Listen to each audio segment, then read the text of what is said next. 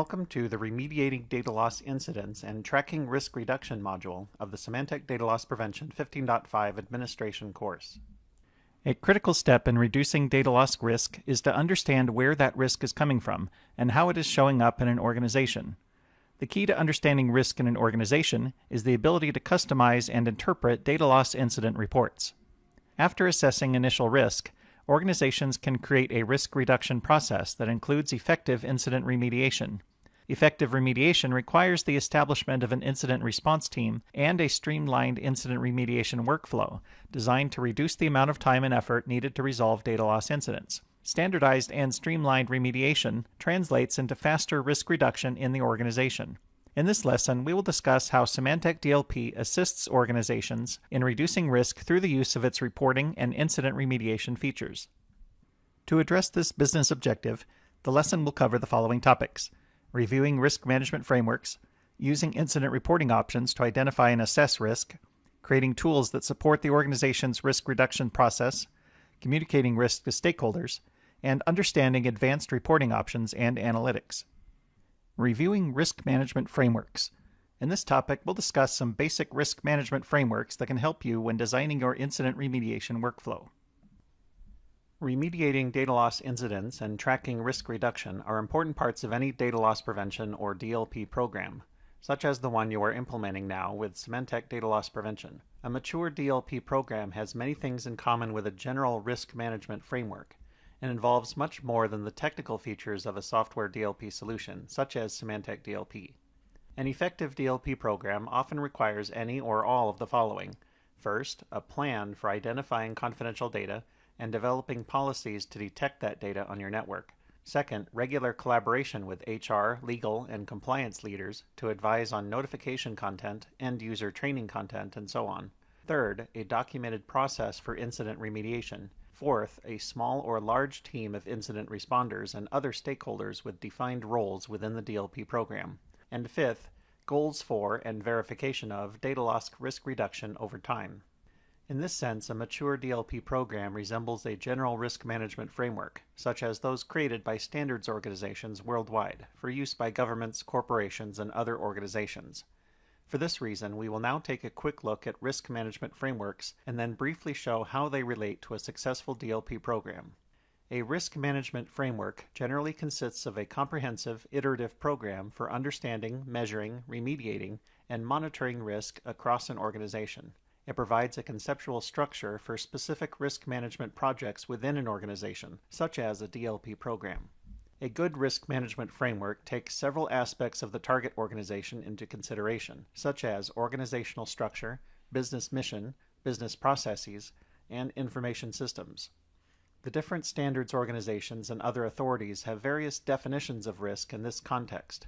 According to the International Standards Organization, or ISO, risk has a somewhat more expansive definition as, quote, the effect of uncertainty on objectives, where effect here refers to a positive or negative deviation from what is expected, and uncertainty refers to a deficiency of knowledge or understanding about the relevant field of interest and about any variables that might influence the desired outcome.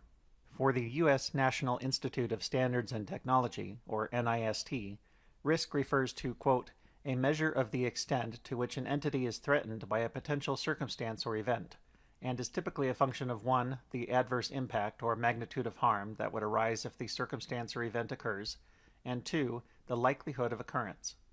For a DLP program, the definition of risk is more narrow in the sense that it refers to loss of control over confidential data, and the possibility that such data could fall into the hands of parties who wish to harm in some fashion the organization or its employees or customers. Despite the relatively more narrow definition, however, the repercussions of this risk, such as brand damage, regulatory fines, loss of competitive advantage, and so on, can be immense. It is worth taking a quick look at a couple of examples of general risk management frameworks to get an idea of what they have in common with each other and what they have in common with a DLP program. The International Standards Organization, or ISO, has a risk management framework that is embodied in the ISO standards. The 2018 version of the ISO 31000 Risk Management Framework includes several elements or stages. Number 1, defining scope, context, and criteria for risk management. 2. Consulting and communicating with stakeholders. 3. Monitoring and reviewing risk management. And 4. Recording and reporting the risk management results.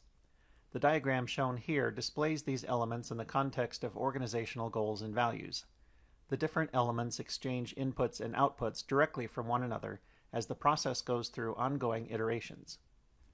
The flexible, iterative nature of the ISO 31000 Risk Management Framework is also a characteristic of the U.S. National Institute of Standards and Technology, or NIST, Risk Management Framework. The elements of the NIST process have names that differ from those of the ISO 31000 elements, but there is a similar intent and organizational logic. The elements in the NIST framework are prepare to execute the RMF from an organization and a system-level perspective by establishing a context and priorities for managing security and privacy risk. Second, categorize the system and the information processed, stored, and transmitted by the system based on an analysis of the impact of loss. Third, select an initial set of controls for the system and tailor the controls as needed to reduce risk to an acceptable level based on an assessment of risk. Fourth, implement the controls and describe how the controls are employed within the system and its environment of operation. Fifth, assess the controls to determine if the controls are implemented correctly, operating as intended, and producing the desired outcomes with respect to satisfying the security and privacy requirements. Sixth, authorize the system or common controls based on a determination that the risk to organizational operations and assets, individuals, other organizations, and the nation is acceptable. Lastly, monitor the system and the associated controls on an ongoing basis to include assessing control effectiveness, documenting changes to the system and environment of operation, conducting risk assessments and impact analyses, and reporting the security and privacy posture of the system. In the NIST Risk Management Framework, these elements have both an implied progressive sequence and a flexible interconnectivity. On one hand, an organization would typically start out by preparing, by establishing the context for its risk management program, and then categorize the system based on impact of loss, and from there move on to the select and subsequent phases. On the other hand, this is an iterative process, and once it is in motion, different elements may be emphasized at different times. For instance, when a new data security regulation comes into existence, an organization may need to go straight to the assess or authorize elements and take any required actions to comply with the new regulation. Although the terminology is different for the NIST process, you can see a lot of similarities to the stages that were central to the ISO 31000 process. The Symantec DLP risk reduction model shares several features with risk management frameworks such as those. The specifics of the Symantec DLP risk reduction model are described in detail in the Data Loss Prevention Landscape lesson of this course. However, at a high level, you can see that the planning phase has parallels to the prepare element of the NIST process, while the baseline phase resembles the assess element of the NIST process, as well as the risk assessment stage in the ISO 31000 process.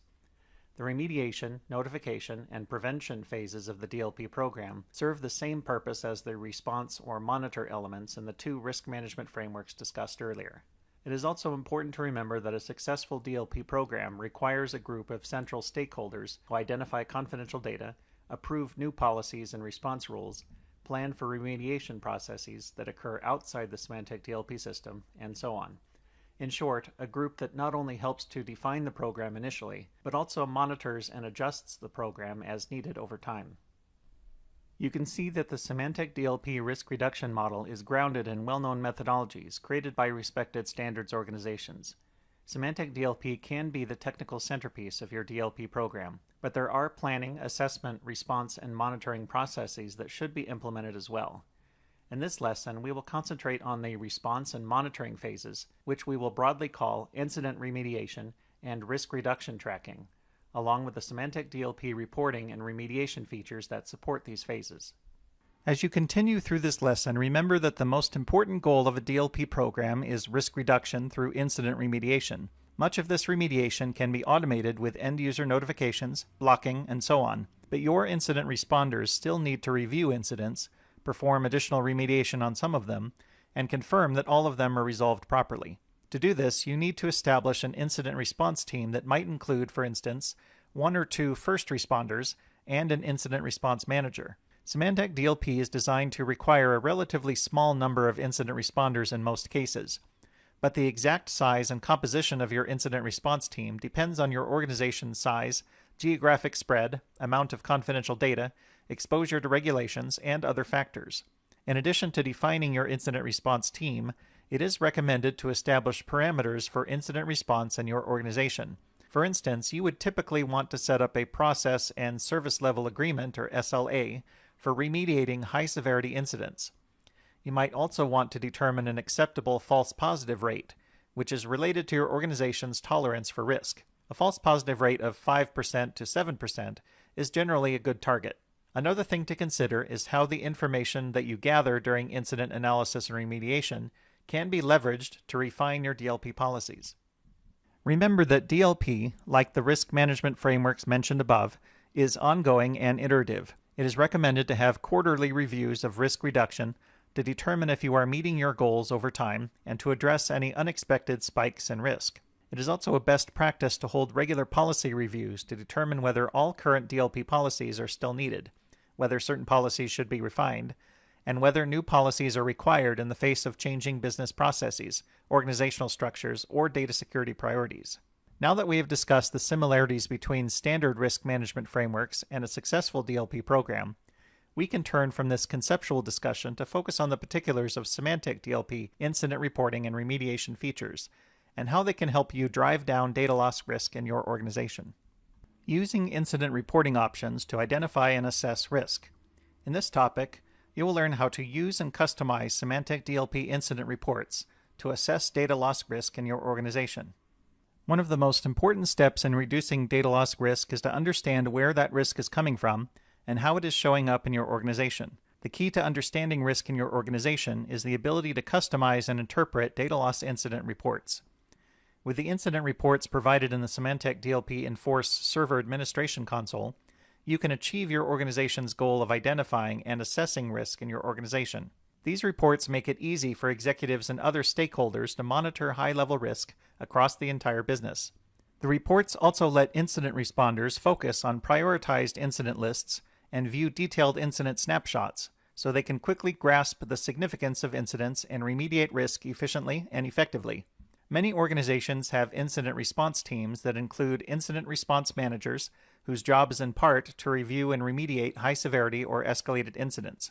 Symantec DLP makes it easy to create filtered reports for this purpose, as well as summary reports showing risk level by business unit over time, as well as user risk reports that help the response team prioritize its remediation efforts on the highest risk users. Out of the box, Symantec DLP offers over 40 incident reports to aid in incident remediation, to which DLP administrators can add any custom reports needed to support their remediation workflows. In this topic, we will explore how you can use Symantec DLP incident reports to identify and understand data loss risk in your organization, so that you will be well prepared to remediate such risk.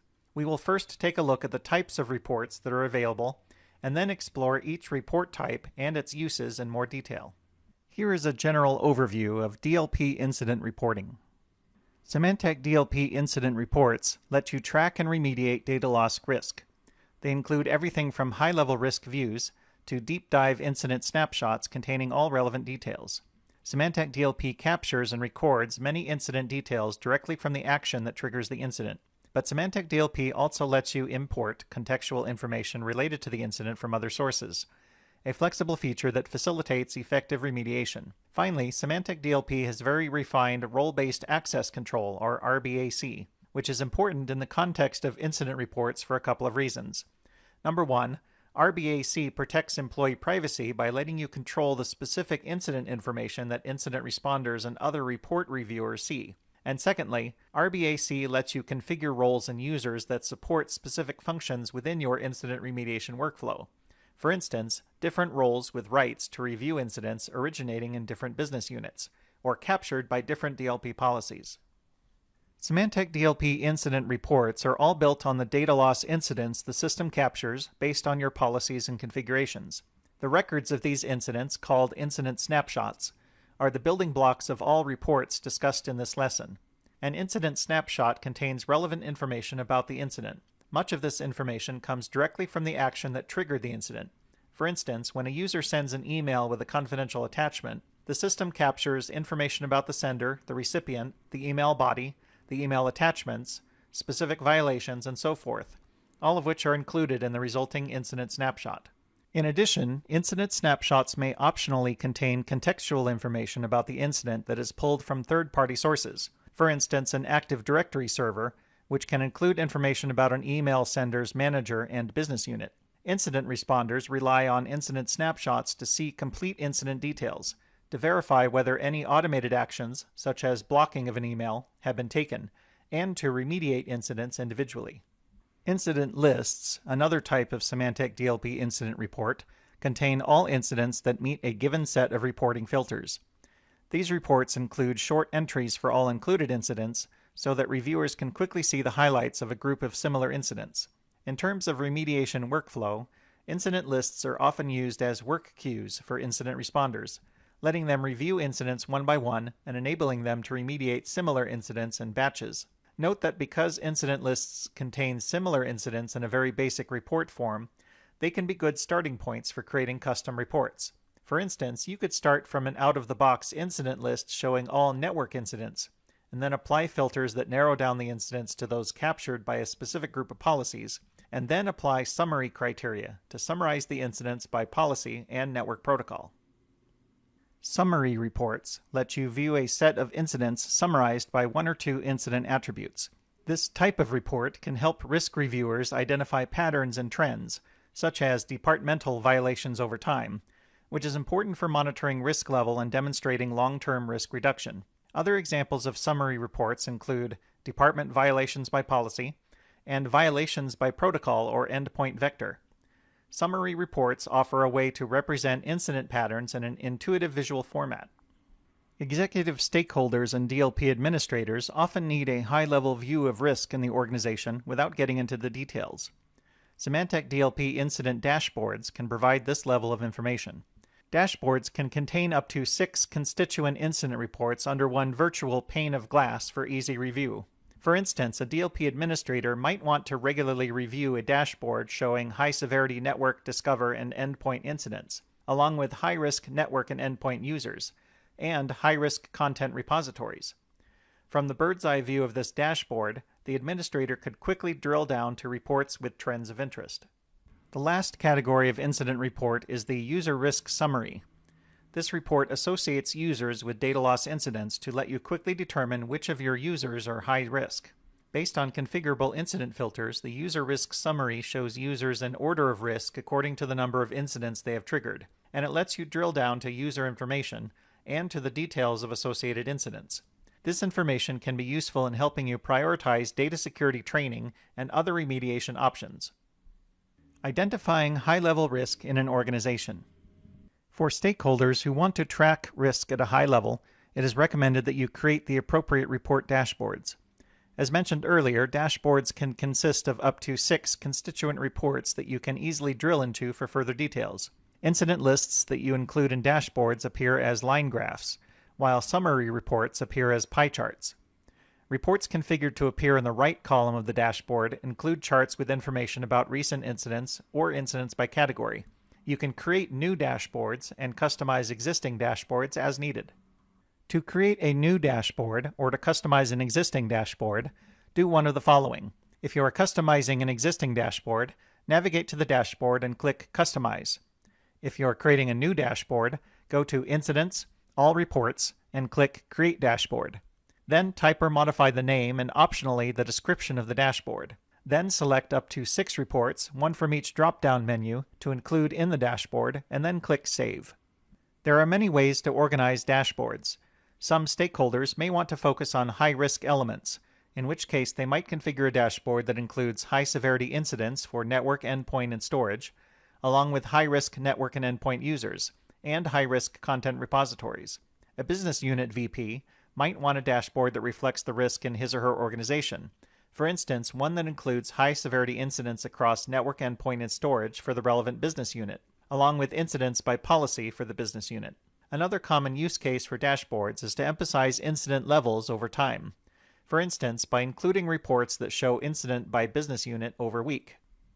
After your organization defines its remediation workflow and decides how to organize incidents accordingly, it is simple to aggregate reports into dashboards appropriate to various stakeholders. Remember that dashboards can include any out-of-the-box or custom reports available to a user in a given role. This is something that is useful to keep in mind as you create custom incident reports within the system, as will be described later in this lesson. To see all available reports, go to Incidents, All Reports, where you can review report names and descriptions, as well as specify the reports to display in the left navigation panel, as well as edit and delete reports. Identifying risk trends. Several of the Symantec DLP incident report types are well suited for helping you identify specific risk trends in your organization. In this section, we will take a closer look at incident lists, summary reports, and the user risk summary to see how you can use these reports to recognize and prioritize remediation of data loss risk. Incident lists are a good tool for assessing groups of incidents that have similar risk attributes. For instance, you might create a custom incident list to look at all incidents originating from a particular business unit and that violate a specific group of policies. Such a report would help you answer the question, are team members in Business Unit A handling data type X properly? Other common risk attributes that can be readily explored in incident lists include senders and users, message recipients, incident status, such as escalated or investigation, network protocol or endpoint vector, or discover target, and the corresponding content repositories. One testament to the usefulness of incident lists for focusing on specific risk elements are the links within other report types, such as summary reports or incident snapshots, that often lead to incident lists for further investigation by risk attribute. As mentioned earlier, incident lists also make excellent work queues for incident responders, from which reviewers can analyze and remediate incidents singly or in batches. You can create incident lists filtered to match the specialities and areas of concentration of your incident responders. By creating the appropriate incident lists for your various incident remediation roles, you can route the right incidents to the right responders in an automated fashion. As shown in this figure, incident lists consist of brief entries for individual incidents showing highlights such as sender and user, recipient, policy violated, violating matches, and incident severity. Reviewers can quickly drill down to further details for individual incidents. They can also select one or more incidents and click Incident Actions to select from a range of remediation actions to apply to the selected incidents. These reports also include options for filtering and for sending and scheduling the distribution of the current report. Near the top of an incident list, you can see the available filters and summary options. You can filter an incident list to focus on an aspect of risk, for instance, sender, protocol, or business unit, to tailor incidents to a particular responder, for instance, by policy group, severity, or business unit. Or you can group incidents for administrative review, for instance, by false positives or test policies. Use standard filters to select incidents by one or more incident statuses and incident severities, as well as by date range. In the Advanced Filters and Summarization section, you can filter the incident list by one or more cumulative incident attributes, including all system attributes, such as policy or network protocol, and any custom attributes, such as sender's manager or business unit. In addition, you can convert an incident list into a summary report by selecting one or two summary attributes. The resulting summary report represents incidents categorized visually by the first summary attribute and optionally with subcategories based on a second summary attribute. For instance, a summary report organized by business unit and week would show all incidents categorized by business unit and then split into subcategories for each week in which the incidents were captured.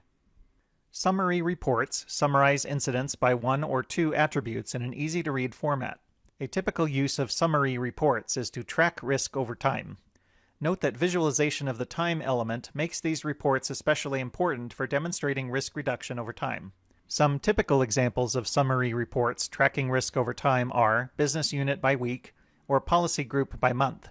You can also use summary reports to focus on which departments are violating priority DLP policies. A third common use for summary reports is to pinpoint network protocols and endpoint vectors over which significant incidents are occurring. For instance, with reports that show high-severity incidents by protocol, or policy by protocol or endpoint vector. These uses of summary reports are meant as common examples, but remember that summary reports are very flexible, and you can tailor them to meet the needs of your organization. Note that summary reports also make good candidates for inclusion in dashboards. As shown in this figure, summary reports are organized visually to highlight high-risk areas in comparison to similar groups or attributes. You can click down into the individual categories to explore further details in incident lists for that incident type. As shown in this figure, you can add or modify summary filters in any incident list or existing summary report. All system attributes and any custom attributes are available for summarization. You can combine summarization with standard and advanced filters to focus your report further if needed. This figure shows example summary reports organized by business unit. As mentioned earlier, business unit reporting is a typical use case for summary reports, because such reports help you see where risk is occurring in your investigation, including how it is trending over time. You can save any modified incident lists or summary reports as custom reports. Custom reports can be saved as private, for the current user only, or public, available to all users in the current role. Custom reports can appear at the top left of the reporting navigation panel when saved. Note that public reports can be modified or deleted by other users in the role. To save a custom report, go to Save, Save As, above the relevant report, type a name and optionally a description for the report, then select either private or shared, and click Save.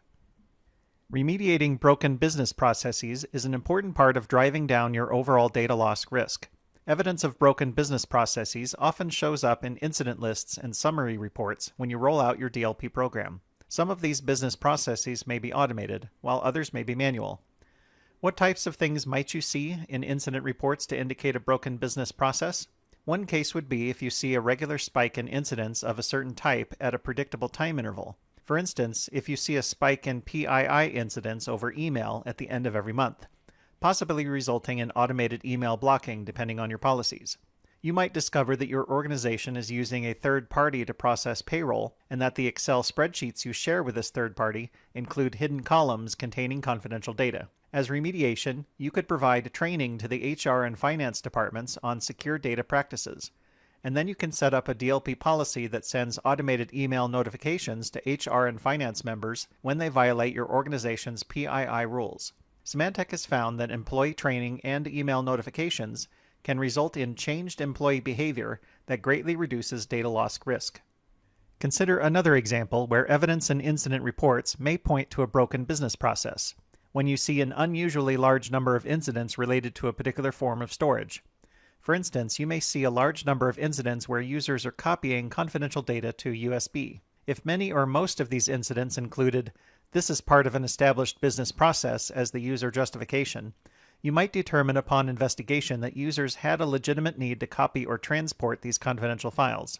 As remediation, you could implement the integration between Symantec DLP and Symantec Endpoint Encryption Removable Media to provide automated encryption of confidential data upon copying to USB. A second example might be if you see a lot of incidents where users attempt to upload confidential files to their personal cloud storage accounts. If you investigated and discovered that users were doing this primarily for backup purposes, or to be able to access these documents easily when working from home, you might remedy this broken ad hoc business process by implementing Box for Enterprise in your organization and protecting it with DLP cloud storage. To help organizations that want to prioritize remediation by individual user risk, Symantec DLP provides the User Risk Summary. This report combines incident data with information about users to rank users by the number of incidents they have caused. Endpoint and network incidents are included in the report as follows: network monitor incidents for SMTP, HTTP, and FTP, network prevent for web incidents, network prevent for email incidents, and endpoint prevent incidents. Note that because user incident data can be especially sensitive in certain jurisdictions, the user risk summary is not configured by default. A DLP administrator must activate it by importing one or more user lists and can subsequently control access to the report through RBAC. This figure shows a screenshot of the User Risk Summary report, highlighting several prominent features. At the lower left, you can see the list of users ranked by incident activity. If you click on an individual user, you can see basic information about that employee, along with a list of their associated incidents, from which you can drill down further into the incident snapshots. Above the main user list, you can see the various filters that can be applied to the report, including policies, incident attributes, incident statuses, and date ranges. In addition, there are filters for channels, which in this context refers to the various protocols and endpoint vectors over which incidents can occur, as well as a menu labeled Include, which lets you specify incident severities and whether to include incidents for which the user was resolved from the endpoint IP address, which is by definition somewhat less reliable than obtaining the username directly from an email or from the endpoint logged in user. By adjusting these filters, you can determine which areas of user risk you want to focus on at a given time.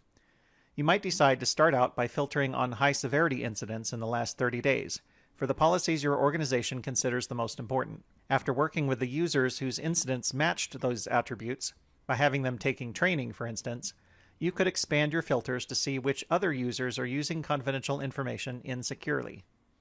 When configuring the user risk summary, you can use a CSV file or Active Directory as a source of users to import for the report. At a high level, the configuration steps are 1.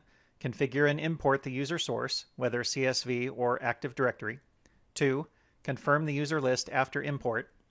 3. Create the roles and users with the user risk summary privilege.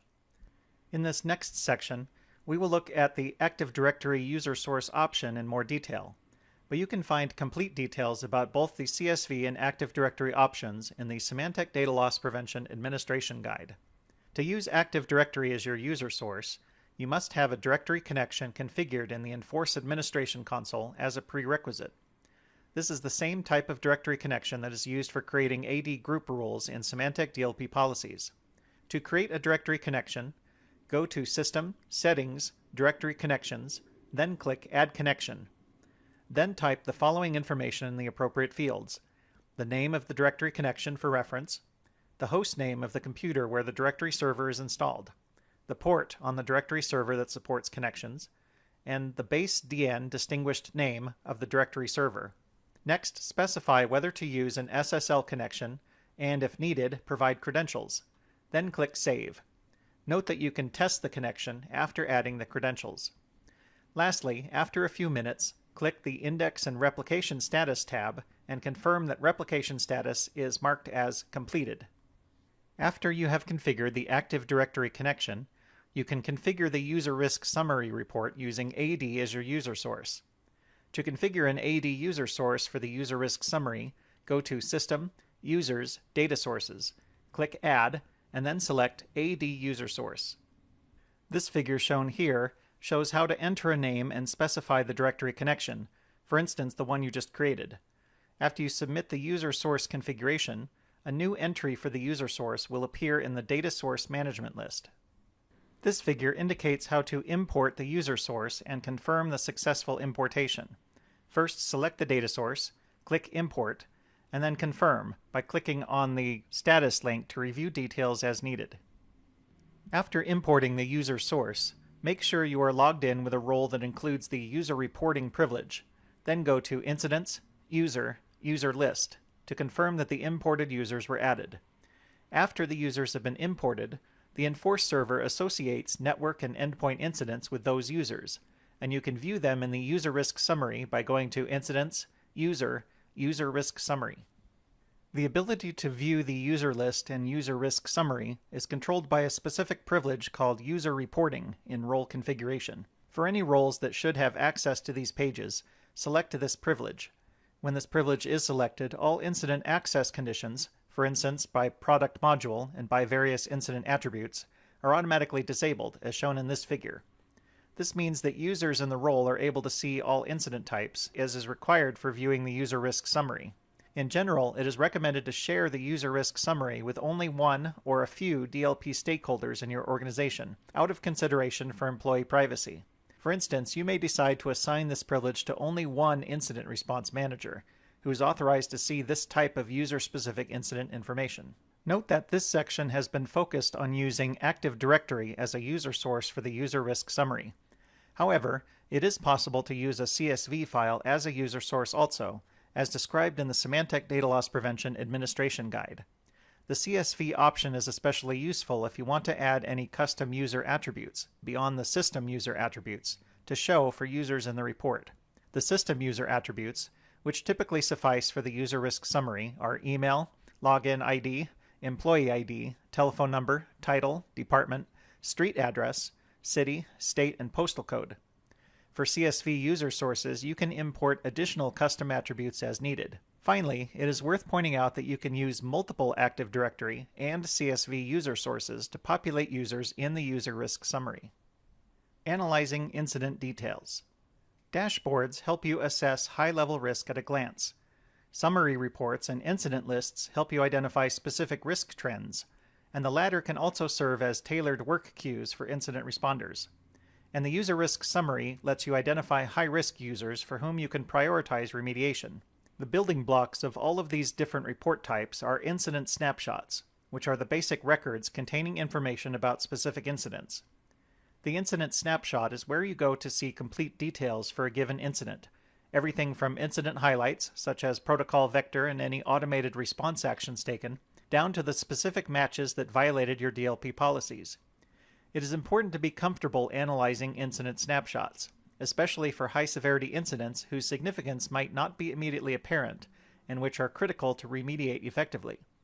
You should become very familiar with the features of the incident snapshot. An incident snapshot contains a great deal of information about an incident, but the highlights appear at the top of the left, including the protocol for network incidents, repository type for storage, or endpoint vector, as well as one or more icons representing any automated response actions taken, along with incident status and severity. These highlights help incident responders quickly see what happened with the incident.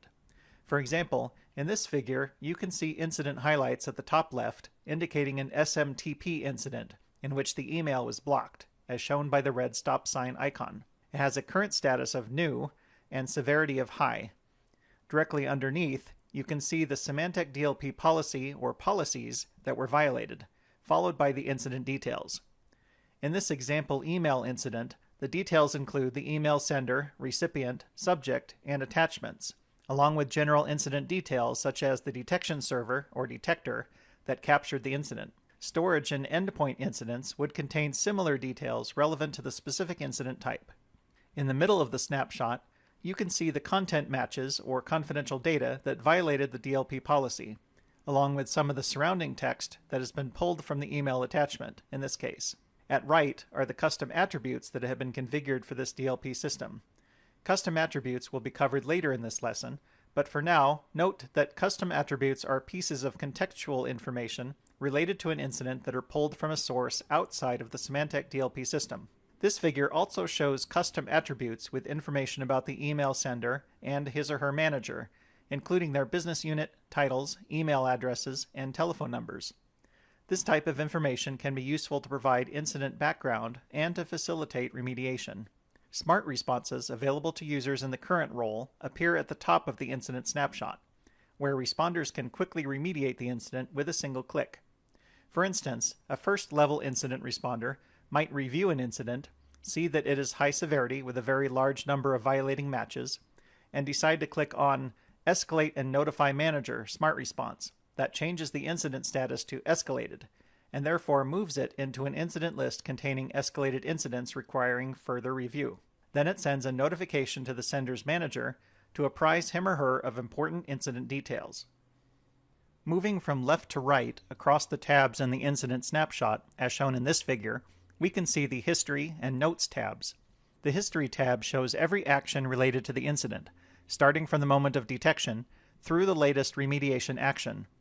This includes any incident status changes, population or lookup of custom attributes, notifications, blocking actions, and so on. Information on the History tab is important in establishing what has transpired with the incident and proving the course of events to auditors and other interested parties. The Notes tab displays any notes that have been added to the incident, whether automatically by Smart Response or by manual entry. Notes can be useful for recording remediation actions that occur outside of the Symantec DLP system, such as training for or manager discussions with the sender or user, or reasons for changing an incident status to provide background for other incident responders, for instance, or any other details an incident responder wants to share with other remediators or administrators. Correlations are one of the most important parts of an incident snapshot, since they show the number of other incidents that share one or more attributes with the current incident. Correlations help you see patterns among incidents, which can influence the type of remediation you choose. For instance, if you are seeing many related incidents with the same email sender, perhaps the sender needs to take training on how to handle confidential data securely. Or perhaps he or she needs to be provided with a more secure way to transfer data legitimately to trusted partner organizations. What if you see many incidents with the same attachment? Perhaps this is a file containing critical information that needs to be shared more securely with authorized third parties. This figure shows the attributes that are available in network incidents for correlative investigation: sender, recipient, subject, attachments, and policy. By clicking on any of the related numbers highlighted in blue, you can see incident lists containing all incidents that share this given attribute. To find related incidents that share more than one of these attributes, you can click Find Similar, then select the relative attributes, then click Find Incidents. Although the Symantec DLP incident snapshot is laid out for efficient incident remediation, members of your incident response team can customize the incident snapshot layout if desired. They can change the types of information that appear under the various tabs and columns of the snapshot. Note that it is recommended to keep incident correlations on one of the three tabs that are not shown immediately upon snapshot access, since resolving correlations immediately can cause the snapshot to take a couple of seconds to load. In summary, this topic has described the various types of incident reports available as part of Symantec DLP and provided tips for using these reports to identify risk trends in your organization. Executives can use dashboards to monitor high-level risk across the organization. Incident responders can use incident lists to view groups of incidents that share common attributes, such as sender or email attachment, and to remediate incidents in batches, while they can rely on incident snapshots to see all incident details and to remediate incidents individually as needed. Various stakeholders can use summary reports to see risk trends organized by up to 2 attributes, such as by business unit over time. Authorized incident response managers can use the user risk summary to identify high-risk users and to prioritize remediation by user. Creating tools that support the organization's risk reduction process. In this topic, we'll discuss the concept of incident remediation workflow and how to configure Symantec DLP features to help implement such a workflow. Every organization that implements Symantec DLP should create a risk reduction process that includes effective incident remediation. There are a variety of tools that can be used to support such a process, many of which are available as features of Symantec DLP and others which must be performed as business processes outside of any DLP product. This topic provides context and suggestions for creating a risk reduction process and then focuses on the tools available in Symantec DLP to implement that process. Some of the applicable Symantec DLP tools are discussed in other lessons of this course. In those lessons, you can learn about creating DLP policies, grouping them into policy groups for purposes of grouping similar incidents for remediation, for instance, defining policy rules that assign severity to incidents to help you prioritize remediation, for instance, and adding response rules to policies that cause Symantec DLP to execute automated responses, such as blocking confidential emails or quarantining confidential files. To learn more about the policies, policy groups, incident severities, and automated incident responses, please refer to the appropriate course lesson or to the Symantec Data Loss Prevention Administration Guide. Such topics are not a prerequisite for understanding the information in this lesson, but knowledge of these topics will help you consider all the steps to include in your organization's risk reduction process. In this topic, you will learn more about custom reports, as well as incident statuses, roles and users, custom attributes, and smart responses as manual responses and how these tools can support your incident remediation workflow. Here is an overview of incident remediation workflow. A successful data loss risk reduction program will combine a strong software solution, such as Symantec DLP, with business processes that take place outside of the software program. Such business processes typically include, among other things, policy review with relevant stakeholders, for instance HR and legal contacts, data owners and DLP administrators, and processes for training users on secure data handling. It is important to remember that a data loss risk reduction program is iterative, and that you need to review it periodically to ensure you are meeting existing goals and accounting for new causes of risk. Organizations and their business processes change constantly, and your data loss risk reduction program must evolve to remain effective. Some of the common changes that require updates to your DLP program can include changes in your organization's definition of confidential data. New types of confidential content may appear through a merger or acquisition, for instance. Old types of confidential content may be retired or made public, such as quarterly financial data that's released publicly. Or an organization may simply expand the scope of its DLP program to include more types of confidential data over time. Secondly, changes in your organization's business processes. New business processes may be introduced, while old processes may change or fall into disuse. Thirdly, changes in employee behavior. Long-term employees may start handling confidential data in a new way, while new hires may include high-risk users who have not received proper training on data security. Fourth, changes in technology. New technologies, applications, or devices, including bring your own device or BYOD options, may come online and influence the way employees handle confidential data. Lastly, organizational changes. Other companies may be acquired and incorporated into your organization. Existing business units may be altered. The membership or reporting structure is changed, for instance, or could be dissolved or sold off, or new business units may be created. For these reasons, it is important to review and update your risk reduction program, including your incident remediation workflow, on a regular basis. It is essential to create an incident remediation workflow for your incident response team. A good incident remediation workflow streamlines remediation, which translates into fewer incident responders spending less time remediating, thereby driving down the total cost of ownership, as well as faster risk reduction due to quick responses. Your workflow should ensure that the right people respond to the right incidents.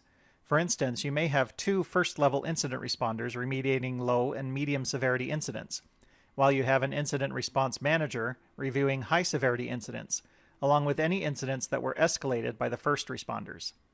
Your workflow will also ensure that all incidents are resolved and that there is a record of actions taken. For instance, your workflow may include several different statuses for resolved incidents, indicating the reason for resolution, while the incident snapshots themselves, with the basic highlights, matches, history of actions taken inside the Symantec DLP system and any additional notes, will serve as records of the incidents and any remediation actions. Your workflow should contribute to policy tuning. For instance, if you see false positives resulting consistently from a particular policy, you would want to get that information to your DLP policy author so he or she can modify the policy accordingly. Finally, a mature incident remediation workflow lets you analyze new and evolving risk factors in your organization, as evidence of them starts appearing in incidents, and will help you guide in developing policy and remediation responses to these new risks. When designing your incident remediation workflow, keep in mind the remediation options shown in this figure. Such options can include things as simple as modifying incident status or severity. For instance, a first responder might review an incident marked as low severity and determine that it is actually medium or high severity based on the type or quantity of confidential data involved. In such a case, the first responder might change the severity to high and the status to investigate, which channels the incident to an incident response manager who is authorized to take further action. Conversely, a first responder may review an incident marked as high severity, and if they determine it is a false positive, change the severity to info and change the status to resolved false positive. If the first responder were to see multiple incidents of the types described, they might also communicate to the policy author that the policy should be reviewed and possibly tuned.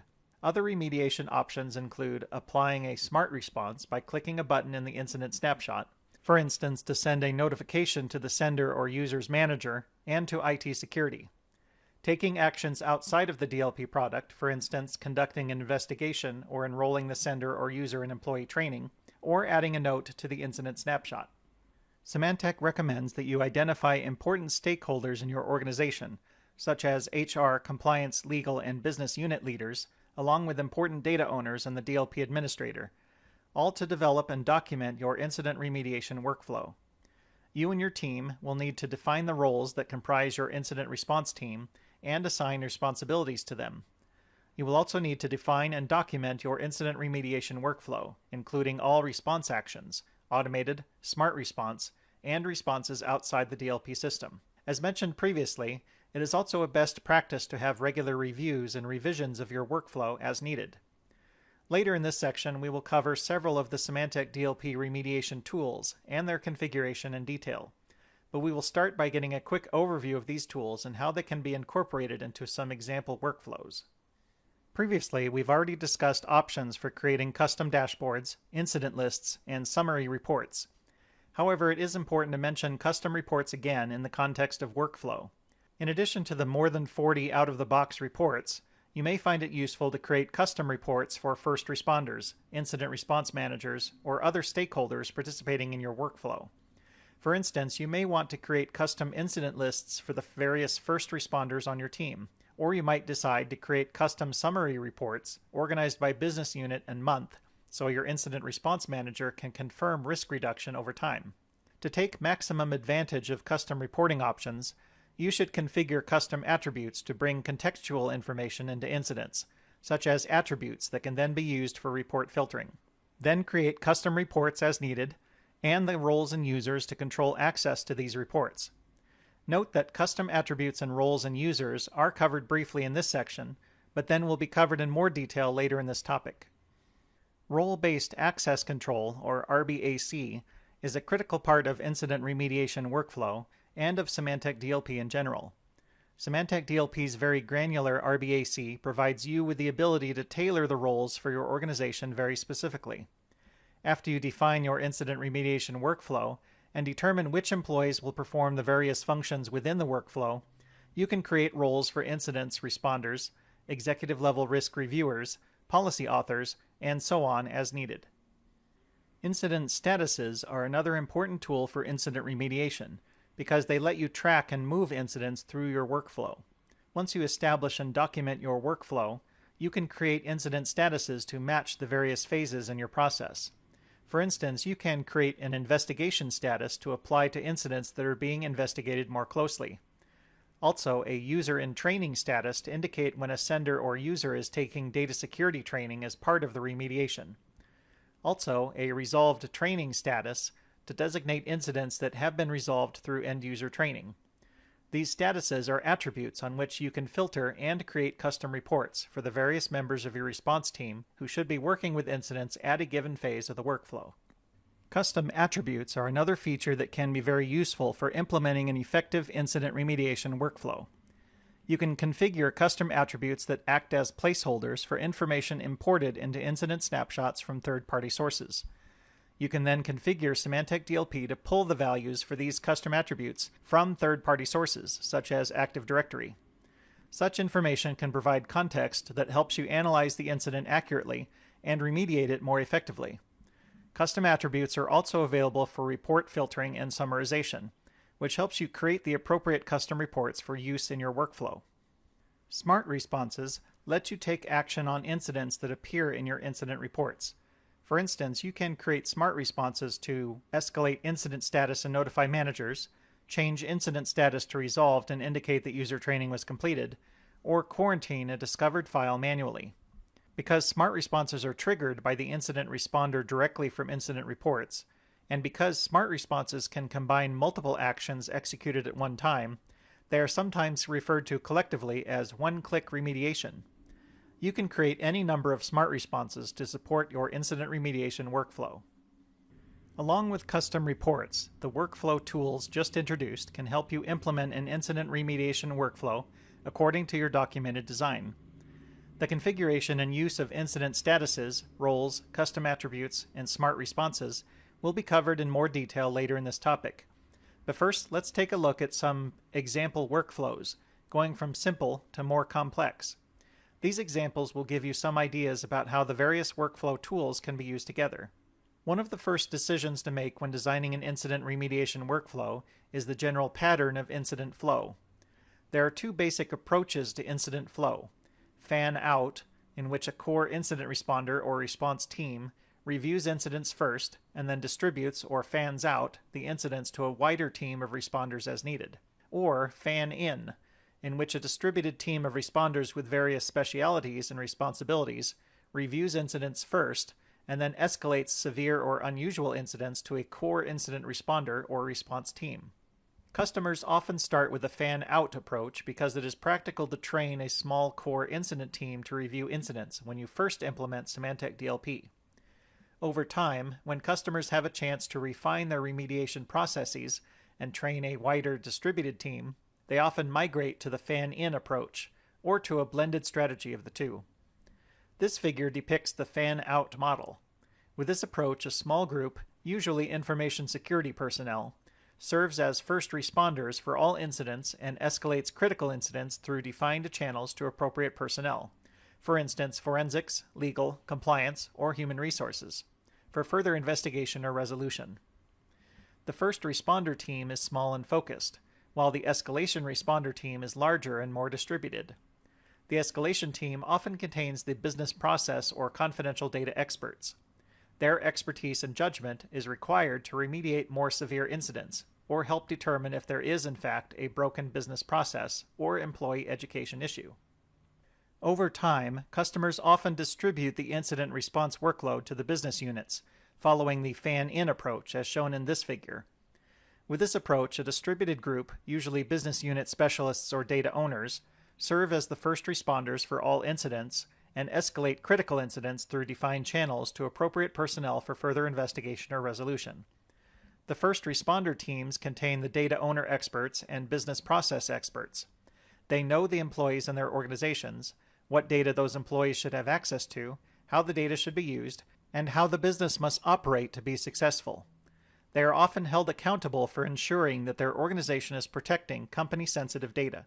Additionally, depending on many factors such as the policy violated, incident type, and other criteria, a customer may have a blended approach, where some incidents follow the fan-in progression, while others follow a fan-out progression. For instance, when a customer activates a new policy, they may elect to deploy a fan-out strategy initially until the policy is tuned and incident responders are trained on how to process incidents for that policy. Different methods of grouping and assigning incidents can be employed in conjunction with the fan-out or fan-in designs. An important thing to consider when choosing a method for assigning incidents is the number of incidents a responder can realistically review in a timely manner. It is recommended to create Symantec DLP roles that provide access to specific subsets of the incidents for review. The following are some examples of how Symantec customers have used roles for grouping incidents for remediation. Incidents grouped by severity, which allow incident responders to have different roles that let them see incidents of specific severities. For instance, one responder might review high-severity incidents, while another reviews medium and low-severity incidents. This approach can be used to ensure that high-severity incidents are dealt with first, and by responders with appropriate knowledge and authority. This way of distributing duties can be combined with either the fan-out or fan-in strategy. Secondly, incidents grouped by status. Incident responders have different roles that let them see incidents of specific statuses. For instance, one responder might review incidents with status new, while another reviews incidents with status escalated. This approach is often used to establish a workflow hierarchy and promote incidents to the next level of the hierarchy. This way of distributing duties can be combined with either fan-out or fan-in strategies. Thirdly, incidents grouped by status and business unit. Incident responders can have different roles that let them see incidents from different business units that may be optionally of a particular status, such as escalated. This approach is often found in the fan-in strategy, where the business units are the first responders. However, it can also be used in a fan-out approach, where the first responder can set incident status as escalated to route the incident to the appropriate business units for further remediation. Lastly, incidents grouped by status and policy group. Incident responders have roles that let them see incidents that violate their assigned policy groups that are optionally of a particular status, such as escalated. For instance, you may assign specific responders to review regulatory and compliance incidents, that is, incidents that violate PCI or PII policies belonging to customer data or employee data-focused policy groups. Or you may assign responders fluent in specific languages or located in specific geographies to review incidents for the appropriate country or region, for instance, incidents that violate Japanese policies. This way of distributing duties can be combined with either fan-out or fan-in strategies. You can combine various strategies and Symantec DLP tools to create more complex workflows. This figure illustrates two workflow scenarios that are based on a combination of criteria, such as policy and incident severity. Each scenario also uses a combination of automated and smart responses to remediate the incidents as follows. In scenario 1, using an automated response, the system automatically sets the status to escalated and redirects all incidents where policy group equals compliance and severity equals high to an escalation team. The person on the escalation team who reviews such incidents is the compliance officer, whose role and reports are configured to deliver those incidents to him or her. Upon review, the compliance officer may escalate to the investigations team or close the incident if appropriate. In scenario 2, the system automatically routes all incidents where policy equals mergers and acquisitions and severity equals medium to a team of first responders. A first responder confirms that it is a valid incident and uses a smart response to escalate this incident to the escalation team for further review.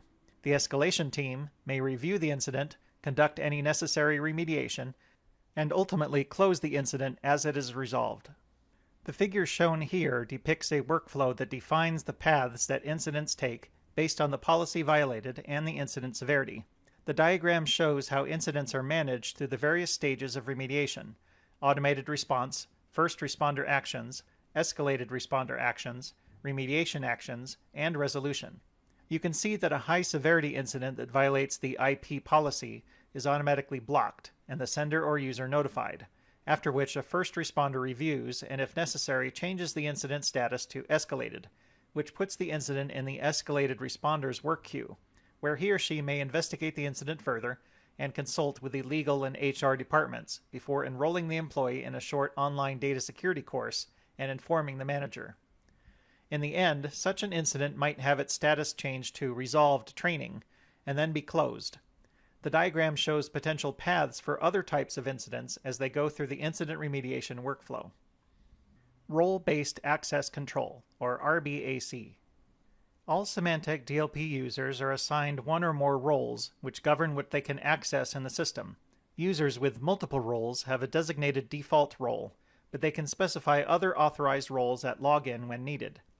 As mentioned earlier, roles are a critical part of Symantec DLP generally, since they let you control which system users have access to and which features are available to them. For example, organizations typically have specific roles for system administration, policy management, and user management, which includes privileges for role creation itself. One of the most important uses for roles, however, is for implementing your incident remediation workflow, which is why so many of the available role configuration options concern privileges for accessing and taking action on incidents. You have many controls over the types of incidents that users in a given role can see. At the most basic level, you can specify the product modules for which the role can access incidents. However, you can also filter the list of accessible incidents by any system or custom attribute, and you can even hide the values of specific attributes in the accessible incidents, in the interest of protecting employee privacy, for instance. For example, you might create a first responder role that can view network incidents captured by a company financials policy group, but prevent them from seeing confidential data such as sender or sender email address in the incidents they can view. In addition to defining the types of incidents users in a given role can access, you can also define the actions they can take on those incidents, such as general incident remediation action, for instance changing the status or severity of an incident, or executing smart response rules, or deleting incidents. When creating the roles that support your incident remediation workflow, it is important to be familiar with the available options and how to configure them. With that in mind, we will now take a closer look at Symantec DLP role configuration.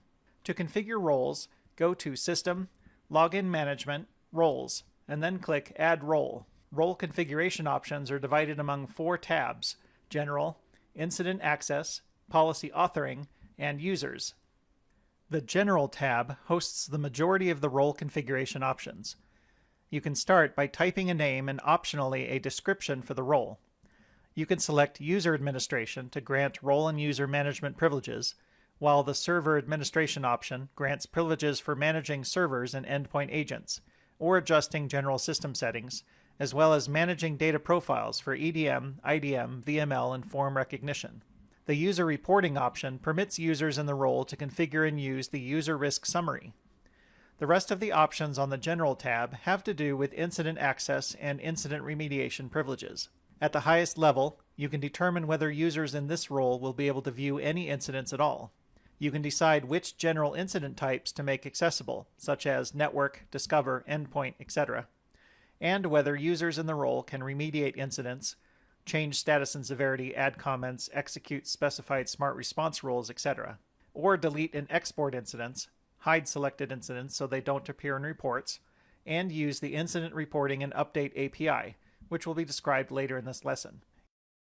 You can also restrict their view of specific incident attributes, including custom attributes, which can be very important for protecting employee privacy. For instance, customers often prevent first responders from seeing data about the user sender or the exact policy violations or matches in the incident, conferring those privileges on incident response managers instead. Finally, there are a couple of options for advanced Discover privileges. The Incident Access tab lets you filter the incidents accessible to users in the current role. You can set one or more cumulative conditions or filters based on incident attributes, including custom attributes. For instance, you might specify that users in this role should see only incidents from a particular business unit, or you might specify that users in this role should see only high-severity incidents captured by policies included in a PII policy group. On the Policy Authoring tab, you can grant policy privileges, such as the ability to author, view, and import policies, and author response rules. Rights for Discover scan control and credential management can also be selected here. Finally, you can select one or more policy groups for which the policy rights apply. For instance, you can permit users in the current role to author and view policies and response rules for policies in a PII policy group. The Users tab lets you see all users configured in the system, as well as assign the current role to one or more of these users. Also, you can review the users to which the role is already assigned. Now let's look at a couple of sample roles you could create. One example is a first responder who triages incidents for their business unit, and resolves low and medium severity incidents, and escalates high severity incidents to the appropriate incident response manager. This figure shows incident access conditions that limit users in this example role to viewing low, medium, and high severity incidents originating from the finance department. Notice that many of the incident display attributes have been deselected in this example configuration, since first responders are often prevented from seeing user-related confidential data in order to protect employee privacy. A second common example role is an incident response manager or manager responder. This person might remediate high-severity incidents escalated by first responders from multiple business units. As a manager-level responder, this person would have rights to see more incident attributes, for which the configuration is shown in this figure. Users in such a role would likely be permitted to use a wide variety of smart responses to remediate incidents. After you create the roles required for your incident remediation workflow, the next step is to create individual system users to which you will assign these roles. To create a user, go to System, Login Management, DLP Users, and then click Add DLP User. Type a name for the user. Note that the name is case-sensitive. If you plan to use password authentication and let the user sign in through the Enforce Server Administration Console login page, select Password Access, then type and confirm a password. Note that the password is case-sensitive and must be at least 8 characters long. If you configure advanced password settings, which are available in the Enforce console in System, Settings, General, the user must specify a strong password, and if required, must define a new password periodically.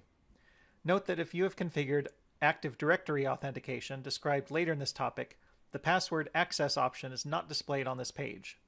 Next, if you plan to use certificate authentication and let the user sign on with a certificate generated by a separate private key infrastructure, or PKI, select Use Certificate Authentication.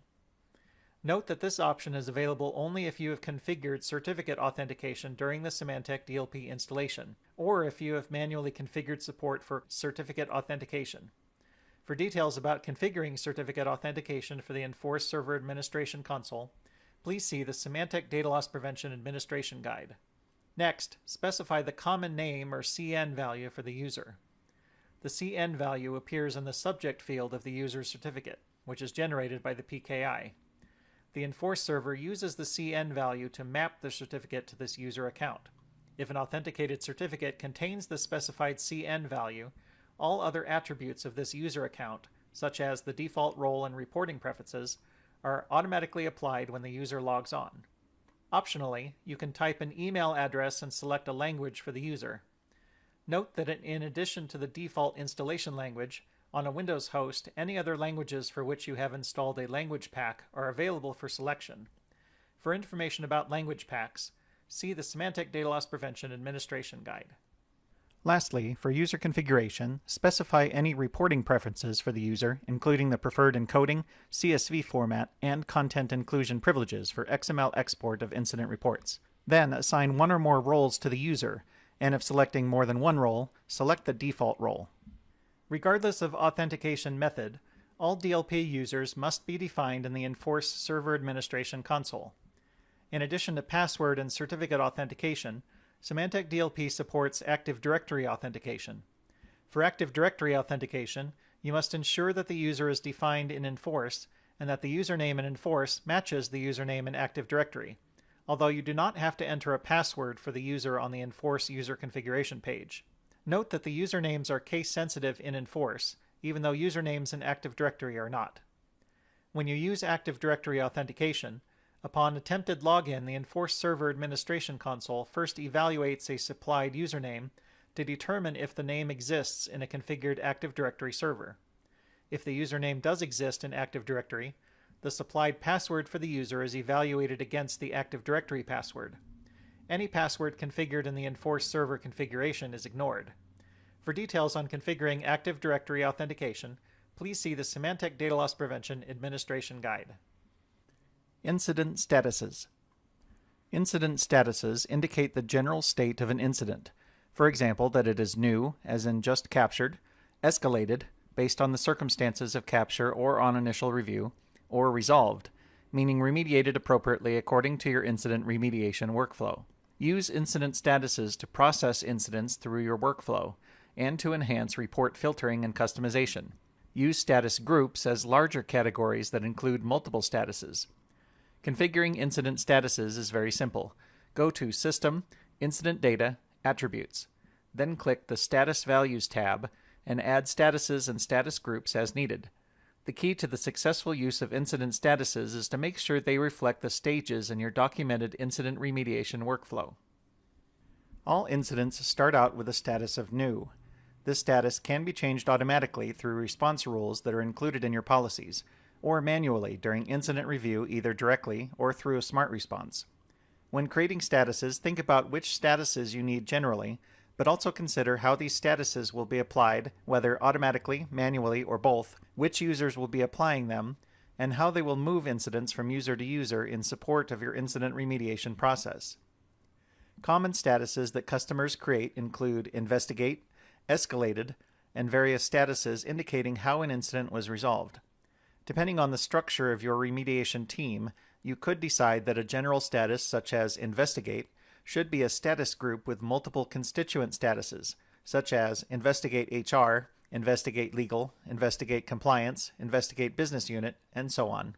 Incidents with these various Investigate statuses might appear in dedicated work queues or incident lists you have configured for the appropriate responders. Meanwhile, an incident response manager or other high-level stakeholder might want to view all incidents currently under investigation, which they could accomplish by filtering incidents on the Investigate status group. One of the most common status groups is for resolved incidents. For example, you might create a resolved incident group that includes constituent statuses of resolved notification, resolved training, resolved false positive, resolved fixed process, and so on. Assigning resolved incidents the appropriate resolution status is critical for tracking and auditing the successful remediation of incidents. Descriptive resolution statuses can also provide significant information on how to modify your data security program in general. For instance, if you start seeing an increasing number of incidents resolved through employee education, you may decide to proactively address such an evidently growing problem by implementing a mandatory online training program for users. This diagram shown here demonstrates a simple example of how statuses can be used to drive incidents through your workflow. In this example, some incidents go straight from a status of new to resolved, which could happen, for instance, with low severity or info-level incidents captured strictly for auditing purposes, or as background information to aid in the investigation of significant high-severity incidents. Other incidents may go from new to escalated status, and from there might be resolved with notes after review, or alternatively, changed to status investigation, so that they are routed to the appropriate responders. In this example, the ultimate goal is to remediate incidents and move them to resolved status, or to determine that they are insignificant and can therefore be moved to dismissed status. One-click incident remediation. Smart responses are one-click remediation responses that incident responders execute from incident snapshots or incident lists. Assuming your policies are tested and tuned, many responses such as blocking, enforcing encryption, and notification can be added to policies and executed automatically at the time the incident is captured. Some incidents require further action after review, which is where smart responses come into play. For instance, you might configure a response that lets you quarantine discovered files manually, a response which is supported by a certified Flex Response plugin available with Symantec DLP. In addition, smart responses streamline the movement of incidents through your incident remediation workflow by combining multiple actions per response. For instance, you might configure a smart response that changes incident status to escalated to move it into a specialized responder's work queue, and then sends an email notification to the responsible user's manager. Or you might create a smart response that sets status to resolved, low severity, and adds a pre-configured note to the incident snapshot explaining that the incident has been reviewed, determined to be useful primarily for record-keeping purposes, and then marked as resolved. As always, determine which smart responses are needed for your incident remediation workflow, and then configure them as required. To configure a smart response, go to Manage, Policies, Response Rules, and then click Add Response Rule. Select Smart Response, and then click Next. Enter a name for the response, keeping in mind that this name will appear on buttons in incident snapshots and on menu items in the incident lists. Optionally, type a description. Then select an action to include in the smart response and click Add Action. From this point, configuration varies depending on the action you are adding. Remember that you can always add multiple actions to a single response. The following actions can be included in smart responses. Add Note will add a note to the incident snapshot. Typically, such a note references the current state of the incident investigation, which can be informative for any subsequent reviewers, or a remediation action, for instance, user completed data security training. The log to a syslog server action sends incident metadata to a syslog service. The incident metadata consists of the values of system attributes for the incident, such as sender, recipient, attachment names, and so on. It does not include the violating matches, original message, or other highly confidential incident data that is encrypted in the enforced database. Customers may send incident data to SIEM solutions that correlate this information with other events captured on their network, or they may send it to another third-party solution that can trigger some type of customized action they have designed in response to the incident. The Set Status action sets the status of the incident. This action is almost always combined with one or more other actions in the same smart response. The Set Attribute action allows you to set the value of a custom attribute in the incident snapshot. This can be a very powerful tool in incident remediation workflows, since you have the ability to create almost any custom attribute you need. For instance, you might have configured custom attributes called Completed Training, Warned Before, or Business Unit Responder. In this case, you could configure a smart response that sets the Completed Training attribute to Yes, and sends an email notification to the user's manager. The incident responder would execute this response for incidents pertaining to a user who had completed required training as remediation for one or more incidents. In addition, you could configure another smart response that sets the Warned Before attribute to Yes and sends an email notification to the user's manager, to HR, and to legal. Finally, you could create individual smart responses that set the Business Unit Responder attribute to the name of the person who handles incidents for the relevant business unit. Custom attributes are discussed later in this topic, and the emphasis in that section is on automated population of custom attributes through the use of lookups against third-party sources such as Active Directory. However, remember that custom attributes can also be useful when populated manually through a smart response as part of your incident workflow. The server flex response action allows you to execute a response using the flex response API that calls a plugin to take action, sometimes an action by a third-party product. For instance, Symantec DLP offers plugins that quarantine a discovered confidential file from the incident snapshot, release a quarantine file that is no longer considered confidential, or trigger encryption on a discovered confidential file through integration with Symantec file system encryption. Note that the Flex Response API is not limited to use with smart responses, meaning that you can use it with automated responses that are incorporated into your DLP policies. For instance, a Flex response that encrypts confidential files upon copying to USB. But in the context of incident remediation workflow, Smart Response is the relevant option for including Flex Response plugins as responses. The Flex Response API gives you a lot of flexibility to customize your remediation workflow and integrate actions by third-party products. The Send Email Notification Smart Response allows you to send an email notification to important stakeholders. The configuration for this response is essentially the same as for the automated notification. You can specify the recipient of the notification, for instance the user's manager, as well as select the format, choose the notification language, and type the subject and body with the help of variables as needed. Notifications are useful for keeping important stakeholders apprised of developments concerning an incident, or for pointing stakeholders to additional information hosted outside the Symantec DLP system, or for prompting authorized stakeholders to log into the Enforce Server Administration Console to review the incidents in question. The SharePoint Quarantine Smart Response allows you to quarantine a remediated file located in a Microsoft SharePoint repository. By choosing the appropriate credentials and a quarantine location, this option allows you to remove the file from its current location and place it in the designated quarantine folder, with the option to leave a marker file with custom text in its place. The quarantine location can also be on SharePoint or on the local file system. Similarly, the SharePoint Release from Quarantine Smart Response allows you to release a previously quarantined file from the quarantine folder and return it to its original location on SharePoint. The returned file will receive a number prefix from 1 to 10 on its file name if another file with the same name is already present in the original location. Note that after 10 instances, this release operation will then fail. The release of a quarantined file will not automatically delete any marker file created when the quarantine operation occurred.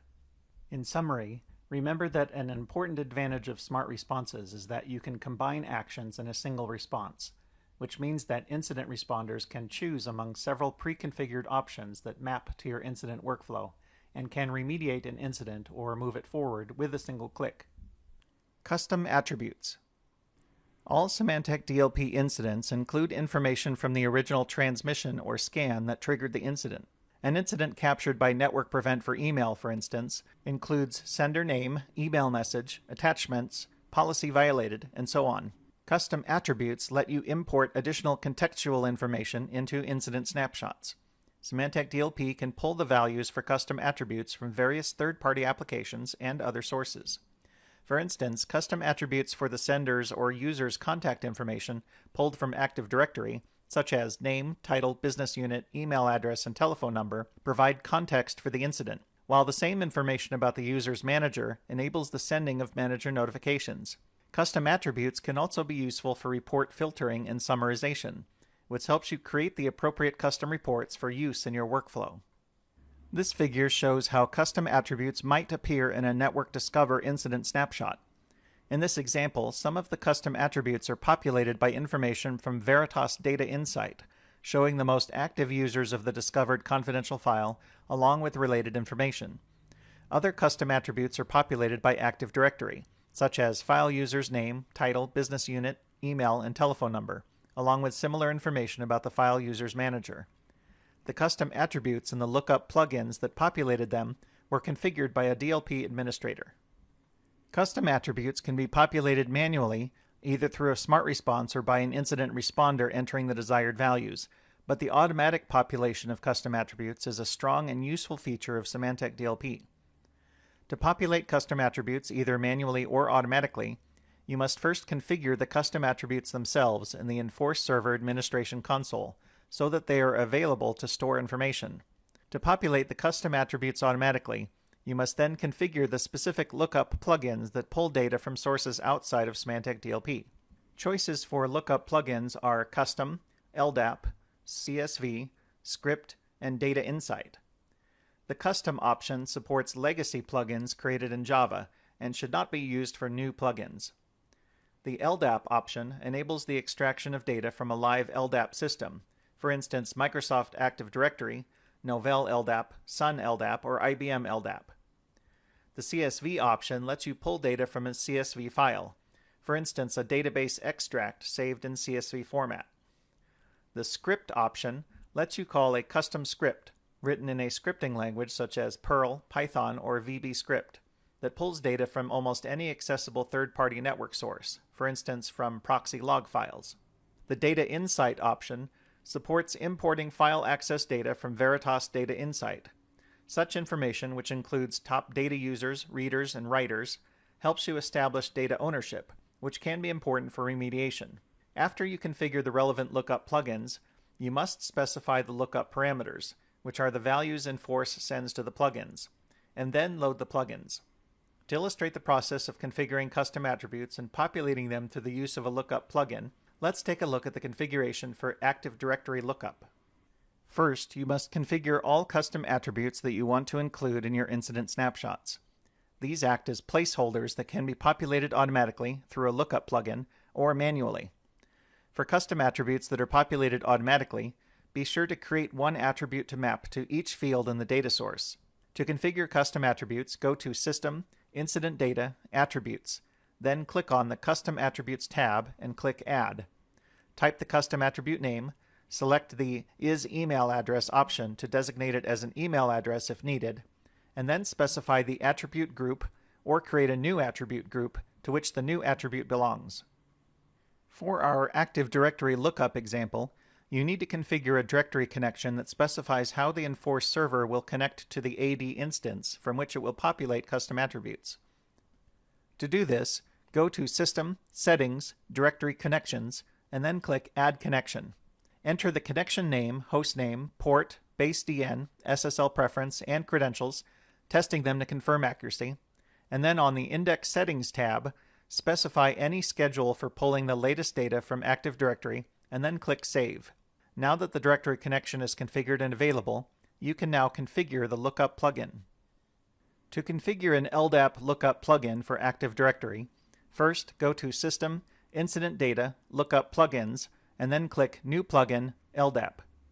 Next, in the LDAP lookup plugin dialog box that appears, type the plugin name and description, then select the directory connection the plugin will use, for instance the directory connection you just configured. Next, in the Attribute Mappings field, enter the mappings that associate the custom attributes and Enforce with the Active Directory attributes. DLP custom attributes should appear at the left, while queries for the corresponding attributes should appear at the right, as shown in this figure. When finished, click Save. After configuring the LDAP lookup plugin, specify the lookup parameters, which are the parameters your plugins require from Enforce to perform the lookup against the source. To configure lookup parameters, first go to System, Incident Data, Lookup Plugins, then select Lookup Parameters. Select the parameters that your plugins require, for instance Incident, Message, and Sender. Then click Save. Finally, load the Active Directory lookup plugin. First, go to System, Incident Data, Lookup Plugins, then select Modify Plugin Chain. Next, in the entry for the relevant lookup plugin, select On in the Dedicated Actions column. If needed, modify the execution sequence of the current and any other lookup plugins by changing the numbers in the execution sequence column. For instance, if you plan to get the data owner name from Data Insight, and then pull the data owner's display name from Active Directory with a script lookup plugin, and then pull additional information about the data owner from Active Directory with an LDAP plugin, you would need to specify an execution order of 1 for the Data Insight lookup plugin, 2 for the script lookup plugin, and then 3 for the LDAP lookup plugin. When finished, click Save. After you complete these steps, the DLP system is ready to populate custom attributes automatically with values pulled from Active Directory. The custom attributes show up in incident snapshots and in the incident report filtering and summarization controls. The example used here is for lookup against Active Directory, but the configuration for other types of lookup plugins is similar. For complete details on configuring an LDAP lookup plugin or other types of plugins, please see the Symantec Data Loss Prevention Administration Guide. We will cover highlights of other plugin types briefly in the sections that follow. CSV lookup is useful if you want to pull custom attribute values from a database extract. To configure this type of lookup, create the CSV source file, configure the CSV lookup plugin, which will include CSV file path, file delimiter, file encoding, and attribute mappings. Then configure the lookup parameters and load the plugin. Data Insight lookup is used for pulling custom attribute values from a Veritas Data Insight instance. Prerequisites for this type of lookup include an installed and configured Veritas Data Insight instance, a Symantec DLP license for Data Insight, a configured connection between DLP and Data Insight, and at least one Discover target running on a file share that is monitored by Data Insight. To implement this type of lookup, configure the Data Insight lookup plugin to include the start date for file access events, the counts for active file user, reader, or writer, and mappings from custom attributes to Data Insight fields. Then configure the lookup parameters and load the plugin. Script lookup is used for pulling custom attribute values from almost any external source. For instance, you can use the script lookup to retrieve data from proxy log files or from DNS systems. To configure this type of lookup, you must first write a script in a language that reads a standard input from stdin and writes standard output, stdout, and then you must store the script in a location accessible to the Enforce server. Configure the script lookup plugin, including the script command and necessary arguments, and then optionally enable stdin, stdout, protocol filtering, and credentials. Finally, as with other lookup plugins, you must configure lookup parameters and then load the plugin. Note that you are able to chain lookup plugins, meaning that the values retrieved by one lookup plugin can be entered as lookup parameters for a subsequent plugin. Remember also that you can create multiple LDAP and script lookup plugins, but only one CSV and Data Insight lookup plugin. With custom attributes created and lookup plugins configured, Symantec can now pull contextual information into your incident snapshots. And these attributes can be used for more effective incident remediation and for creating custom reports that support your incident remediation workflow.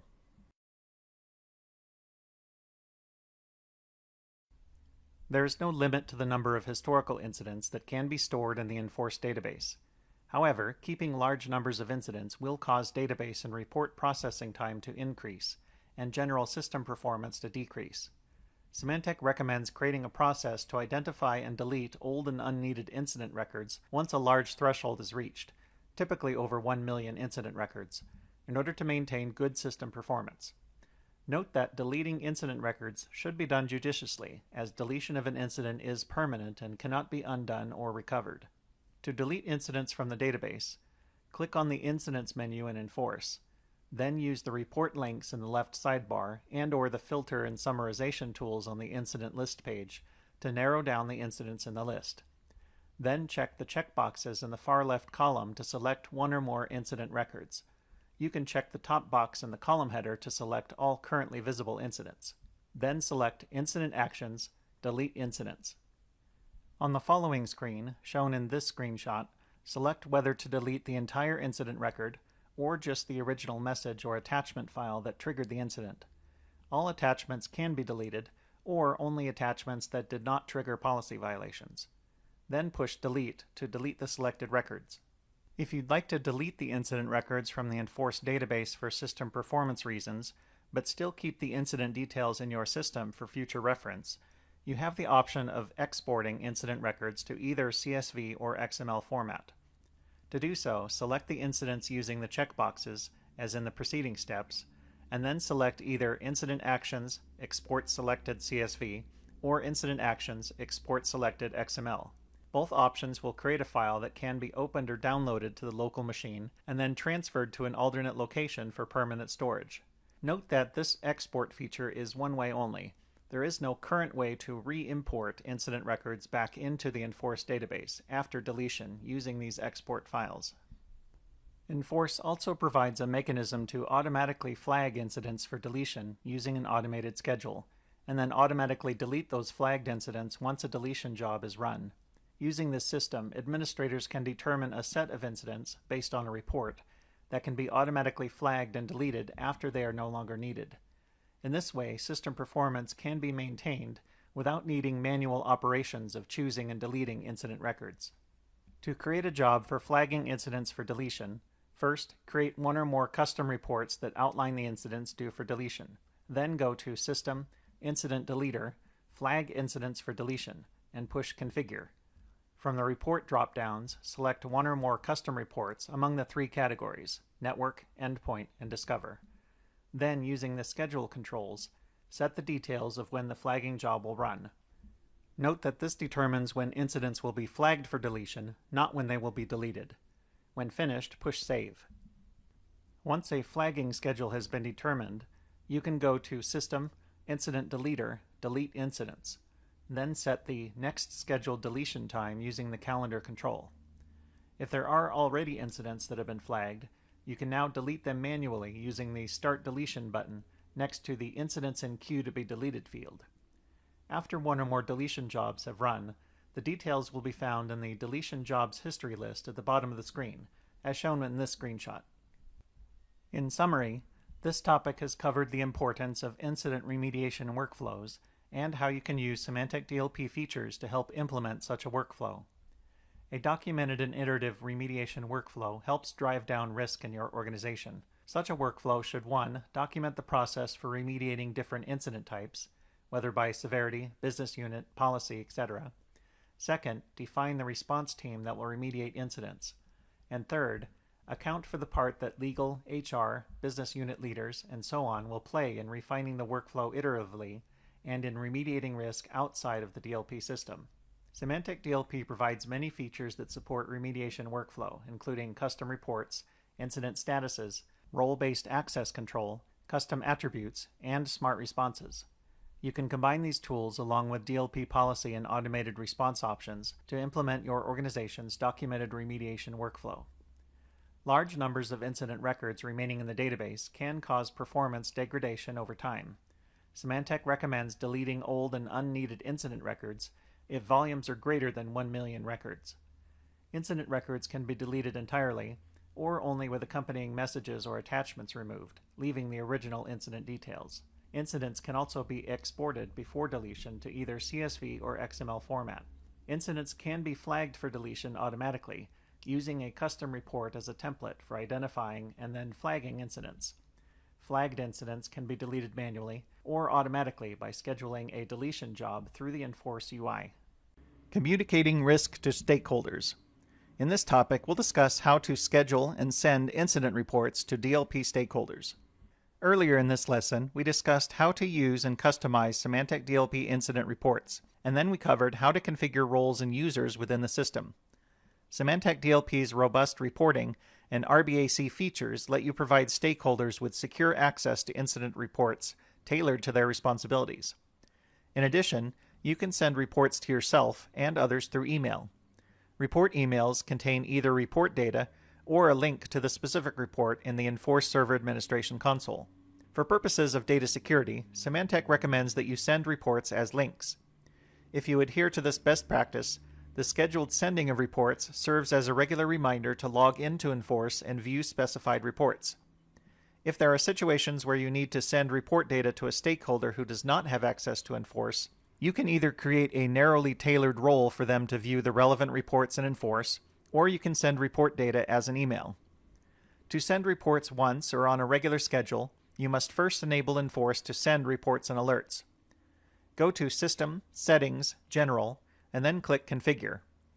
In the Reports and Alerts section of the page, select a distribution method, such as Send Reports as Links or Send Report Data with Emails. Then type the domain name or IP address of the Enforce server host. You do not need to specify a port number unless you have modified the Enforce server to run on a port other than the default of 443. Optionally, select correlations to include correlated incidents in incident snapshots. Next, in the SMTP section, type the hostname or IP address of the SMTP server that Enforce uses to send email. Then type the system email address to be designated as the email sender. If the SMTP server requires it, type a valid username and password for accessing the server. Then click Save. After you have configured the Enforce server to send reports and alerts, you can send reports through email one time or on a regular schedule. To send incident lists or summary reports, first go to the report and click Send Now, or Send Schedule Distribution.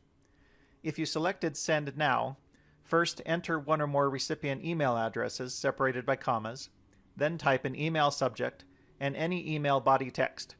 When finished, click Send. If you selected Schedule Distribution, first specify the email recipients and type an email subject. Next, select whether to include report data as an attachment. This option is only available if you've configured Enforce to send emails with report data. Type an email body text, and then in the Schedule Delivery section, schedule the report email to be sent once or on a regular basis.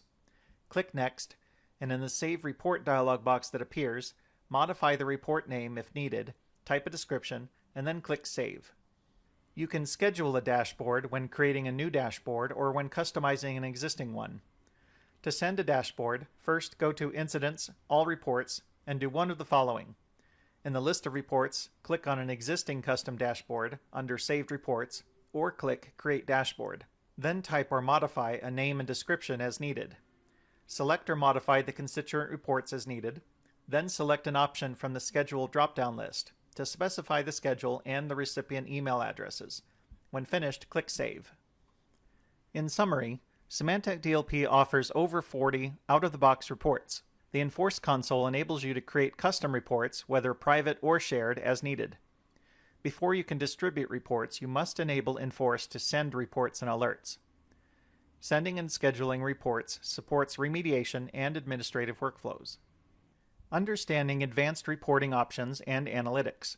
In this topic, we'll discuss use cases for the following advanced reporting tools: DLP IT Analytics, Information-Centric Analytics, the Incident Reporting and Update API, and Incident Data Views. Symantec DLP provides robust out-of-the-box incident reporting with strong customization features. Earlier in this lesson, we looked at incident snapshots, incident lists, summary reports, dashboards, and the user risk summary, along with the custom attributes that let you bring contextual information into DLP incident reports, and the filter and summarization options that let you customize reports for the various roles in your incident response team and administration team. In addition to these incident reporting features, Symantec DLP offers advanced reporting options for analytics and third-party reporting integrations. DLP IT Analytics provides business intelligence on DLP incidents and administrative operations. The Symantec DLP Incident Reporting and Update API lets you export incident data into third-party reporting solutions and update incidents with external remediation results. Finally, the Symantec DLP Database Access Views feature lets you query real-time incident details just as you would a database table. These options are covered in the next sections. DLP IT Analytics. Data Loss Prevention IT Analytics is a business intelligence or BI application that complements and expands on the incident reporting offered in Symantec DLP by incorporating multidimensional analysis, robust graphical reporting, and key performance indicators or KPIs. These features let users explore the data without requiring advanced knowledge of databases or third-party reporting tools. DLP IT Analytics is a module that runs on the Symantec Management Platform, or SMP, or on the IT Analytics server offered by Bay Dynamics. This means you must install SMP or the IT Analytics server as a prerequisite for your DLP IT Analytics instance. DLP IT Analytics comes free of charge for Symantec DLP licensed customers. DLP IT Analytics connects with the Symantec DLP database through a standard Oracle client that populates the predefined DLP IT Analytics cubes with the relevant Symantec DLP product data. The DLP IT Analytics server then processes these cubes on a given schedule, providing views that users can analyze and share across the organization. DLP IT Analytics uses SQL 2005 or 2008 analysis services and reporting services as underlying technologies. IT Analytics is deployed as a standalone service hosted on an IIS server and a SQL server. This figure shows IT Analytics retrieving data from databases for Symantec DLP. In order to perform this function, IT Analytics requires the DLP IT Analytics Content Pack to be installed. Microsoft SQL Server Analysis Services serve as the primary data layer for the dashboards, pivot tables, and reports, while Microsoft SQL Server Reporting Services serve as the presentation layer for reports and dashboards. In this architectural example, the IT Analytics console hosted in the IIS server displays the OLAP cubes, dashboards, and reports for Symantec DLP. There are many use cases for DLP IT Analytics, including support for importing data from multiple instances of the Enforce server. In addition, DLP IT Analytics provides several customizable reporting options for DLP operational data, including graphical dashboards, pivot tables, and KPIs. DLP IT Analytics reports can help you answer questions from many stakeholders in your DLP program. For instance, you can see milestones towards specific risk reduction goals, or your most frequently violated policies, or policy audit features such as when a policy was active and when it was modified. In addition, you can search for specific content among all incidents stored in the Symantec DLP system. For complete details on DLP IT Analytics, please see the Data Loss Prevention Pack for Altiris IT Analytics 8.0 from the Symantec User Guide found at the support.symantec.com website. Information-Centric Analytics, or ICA, powered by Bay Dynamics. Expanding the use case and functionality of IT Analytics, Symantec offers Information-Centric Analytics powered by Bay Dynamics, known as ICA.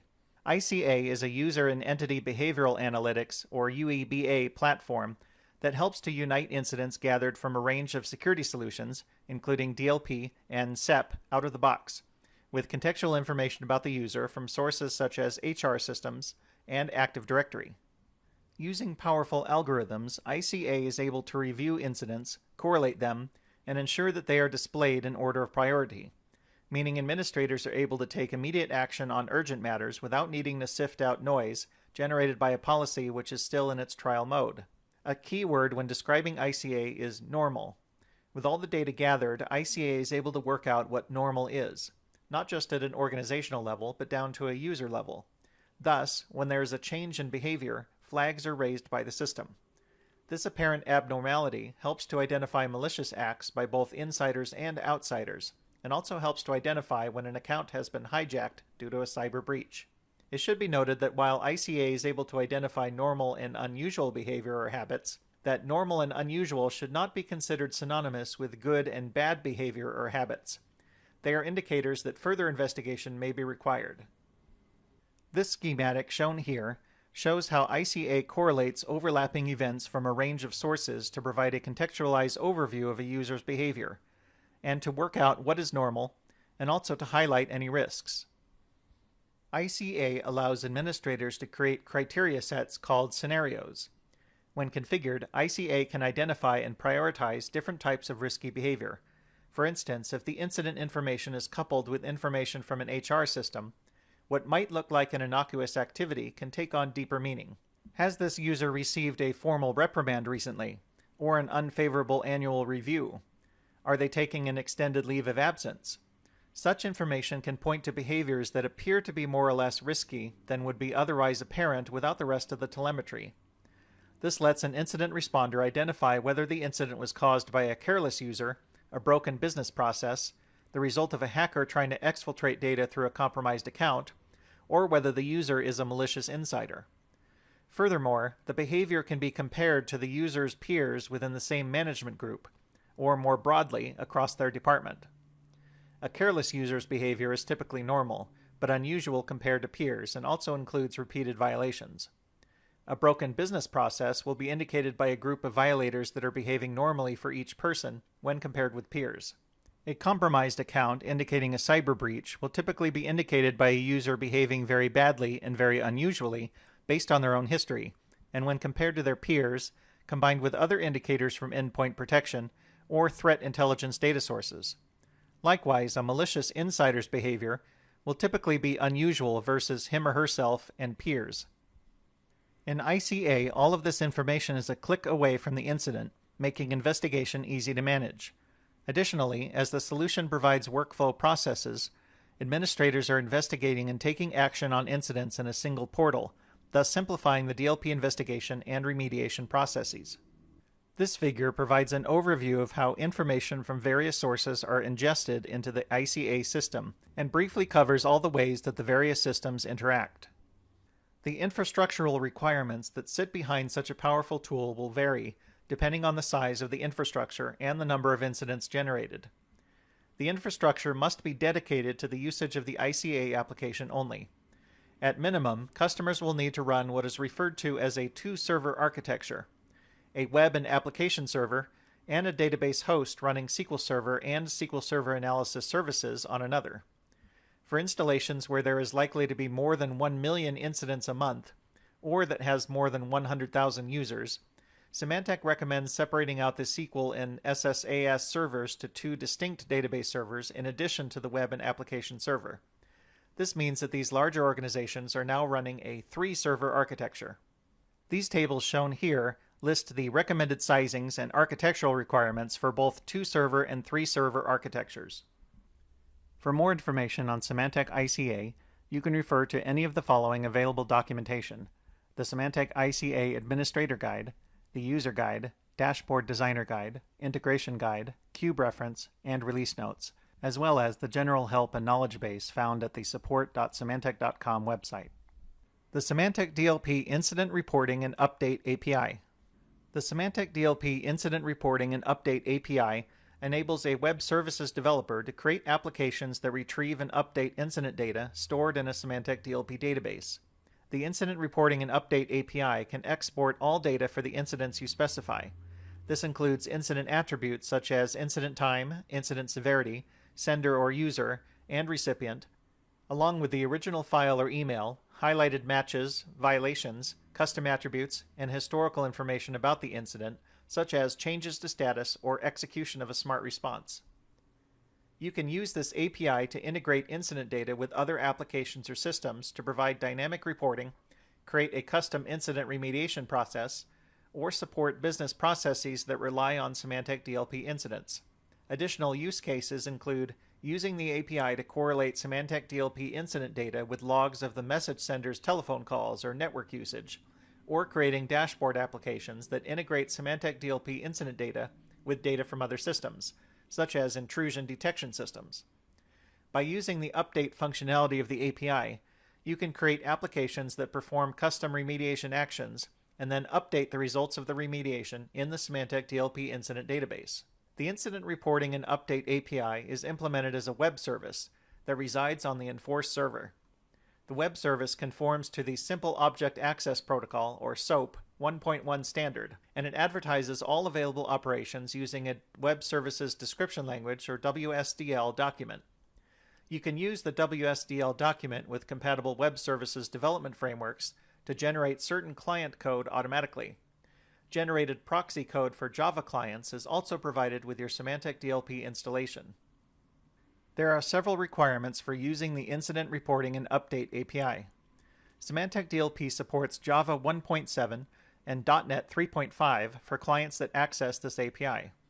The DLP administrator must create an Enforce user assigned to a role with API privileges, including the Incident Reporting privilege, which provides read-only access to incident data, and/or the Incident Update privilege, which allows updates to incident data in the DLP system as needed.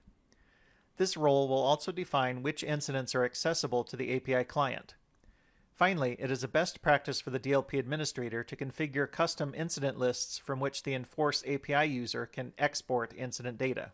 For more details on the Symantec DLP Incident Reporting and Update API, please see the Symantec Data Loss Prevention Incident Reporting and Update API Developer's Guide.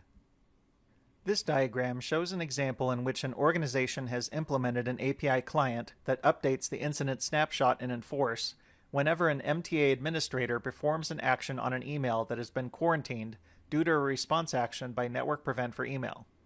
For instance, if Network Prevent for Email detects a confidential outbound email, creates an incident, and quarantines the email, an MTA administrator familiar with the DLP program, or a DLP administrator with access to the MTA console, can review the email, determine it is permitted to leave the organization, and then release it from quarantine.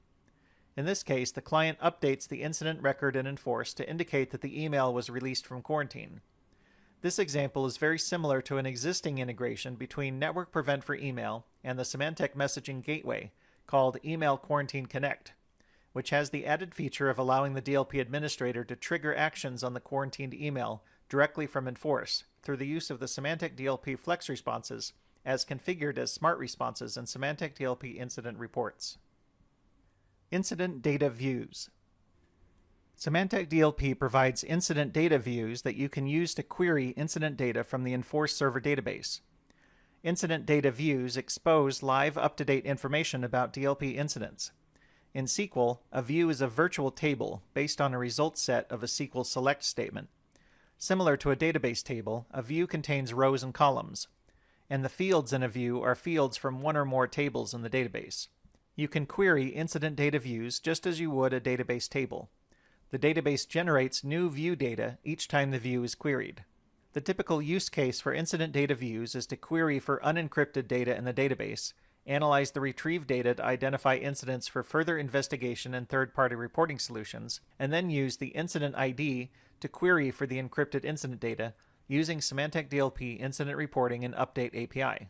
Symantec DLP provides incident data views for each incident type, including network, discover, and endpoint. In addition, the system provides views that are common to all incident types, including incident status, policy information, custom attributes, and detection servers. Here are the high-level steps for implementing Symantec DLP incident data views. First, create an incident data view schema and user by running the createincidentaccessuser.sql script. Next, generate incident data views by running the setup.sql script.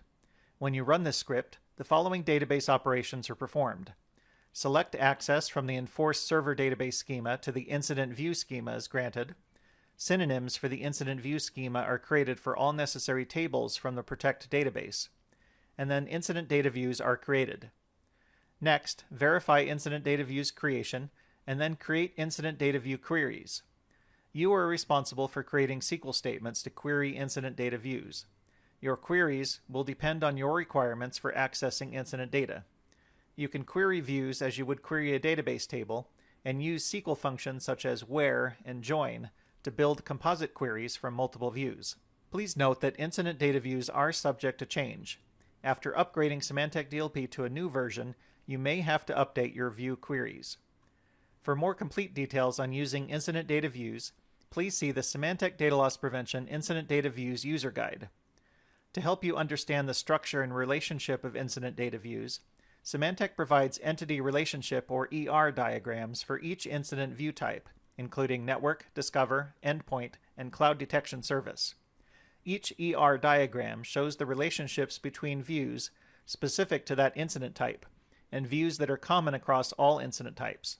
ER diagrams are provided as separate JPEG files in the Symantec DLP Incident Data Views zip file that accompanies the Symantec Data Loss Prevention Incident Data Views User's Guide. In summary, Symantec DLP offers advanced reporting options for analytics and third-party reporting integrations. DLP IT Analytics provides business intelligence on DLP incidents and administrative operations. The Symantec DLP Incident Reporting and Update API lets you export incident data into third-party reporting solutions and update incidents with external remediation results. The Symantec DLP Database Access Views lets you query real-time incident details just as you would a database table.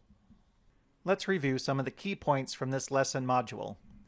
A successful DLP program has much in common with risk management frameworks such as the International Standards Organization ISO 31000 and the National Institute of Standards and Technology NIST frameworks.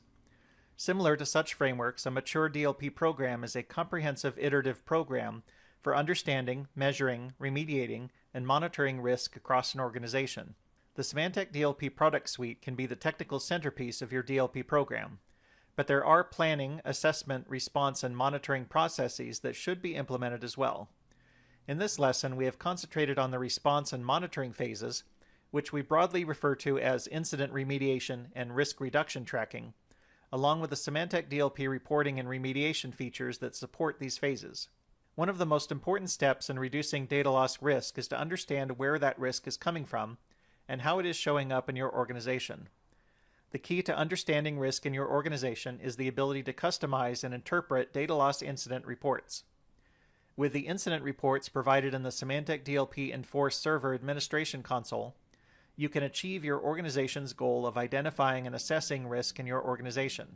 These reports make it easy for executives and other stakeholders to monitor high-level risk across the entire business.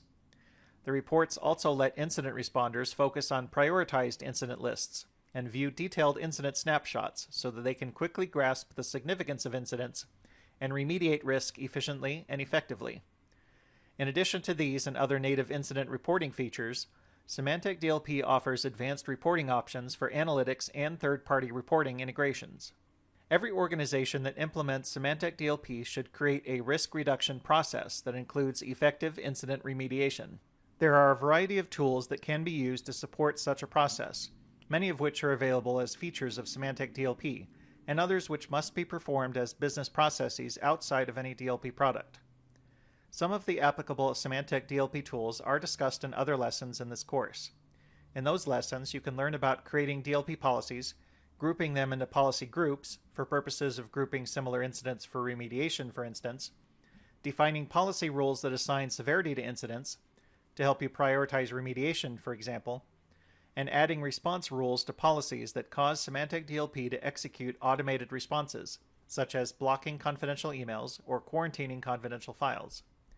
In this lesson, you learned about custom reports as well as incident statuses, roles and users, custom attributes, and smart responses, and how these tools can support your incident remediation workflow. Effective remediation requires you to establish an incident response team that is governed by specific incident response parameters for your organization. A good incident remediation workflow streamlines remediation, which translates into fewer incident responders spending less time remediating, thereby driving down total cost of ownership and faster risk reduction due to quick response. Your workflow should ensure that the right people respond to the right incidents, while also ensuring that all incidents are resolved and that there is a record of actions taken. Remediation options, incorporated into your incident remediation workflow, can include things as simple as modifying incident status or severity. Other options include applying a smart response by clicking a button in the incident snapshot, for instance, sending a notification to the sender or user's manager and to IT security. Taking actions outside the DLP product, for instance, conducting an investigation or enrolling the sender or user in employee training, and adding a note to the incident snapshot. After you implement an incident remediation program, you can track and demonstrate risk reduction over time using Symantec DLP incident reporting. Thank you for joining us. This concludes the Remediating Data Loss Incidents and Tracking Risk Reduction module of the Symantec Data Loss Prevention 15.5 Administration course.